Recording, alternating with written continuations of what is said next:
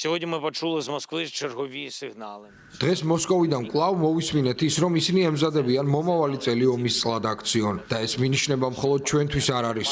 უნიშნელოვანესია, რომ ჩვენმა პარტნიორებმა დაინახონ ეს და არა მხოლოდ დაინახონ, არამედ უპასუხონ კიდეც. განსაკუთრებით პარტნიორებმა შეერთებულ შტატებში, რომლებიც ხშირად ამბობენ, რომ რუსეთს ომის დასრულება სურს. თუმცა რუსეთიდან მომავალი რიტორიკა და მინიშნებები სრულიად საპირისპიროა და ეს აისახება იმ ოფიციალურ ბრძანებებში, რომლებსაც რუსეთი არმიისთვის გასცემს. Розпорядження їхній армії.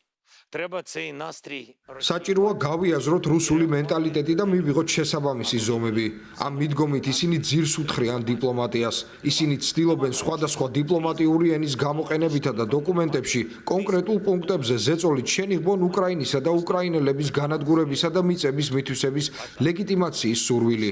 ამას მოჰყვება ისიც, რომ ერთ დღეს რუსეთში გამოჩნდება ვინმე, ვინც იტყვის, რომ ევროპის რომელიმე ქვეყნის ტერიტორიაც რუსეთის ისტორიული მიწაა.